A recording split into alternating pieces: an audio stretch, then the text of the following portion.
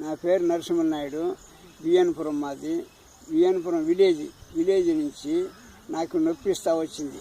ఎట్ట నొప్పిస్తుందంటే నాకు మండరా తేలుగా కొట్టినట్టు ఉన్నట్టుగా ఉండి బక్క నొప్పిస్తున్నాను. ఆ నొప్పించినప్పుడు నాకేం తెలియకుండా చెమటలు పట్టేది. చెమటలు పట్టి కంచికి పోయినప్పుడు ఇక్కడేమి ఆర్ట్ ప్రాబ్లం ఉండేట్టుగా అక్కడ పండి అని అనిపించినారు.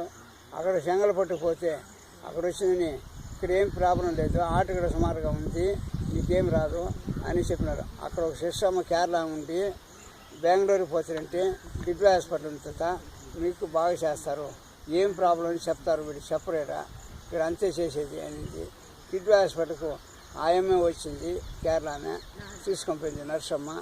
తీసుకొని పోయి చూపెడితే 2 రోజులు చెకప్ చేసినారు. 3వ రోజు వారంలోనూ నాకు వచ్చి మెడ దగ్గర వచ్చి కొంచెం కటింగ్ చేసుకొని చెకప్ పోయినారు.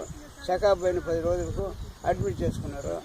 అడ్మిట్ చేసుకుని 10 రోజులలో ఏం చేసినారంటే నువ్వు బాగుండవు తాత, మీకు అవయాలు తగ్గిపోతే మీ భార్య కానీ మీ వాళ్ళంతా నిన్ను సక్రంగా చూస్తారా అని అడిగినారు.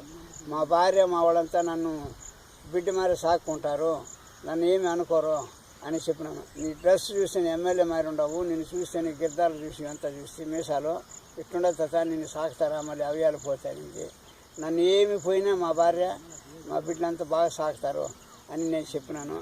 అనేక ఆపరేషన్ చేసిన డాక్టర్. నీ దైవానుకూలం ఏముందో నువ్వు నమ్ముకో, మాకు ఖాళీ నమ్మకం అనేది ఉంది, మేము దైవానుకూలాన్ని నమ్ముకొని ఆపరేషన్ చేస్తాము, అంతవరకు మా దైవానుకూలం అన్నారు. ఆ చేసుకునే పిమ్మట 10 రోజులు 17 రోజులు అడ్మిట్లో ఉన్నాను. మళ్ళీ డిశ్చార్జ్ చేసినారు. ఒక 4 సార్లు 2 నెలలు 3 నెలలు పోయినాను.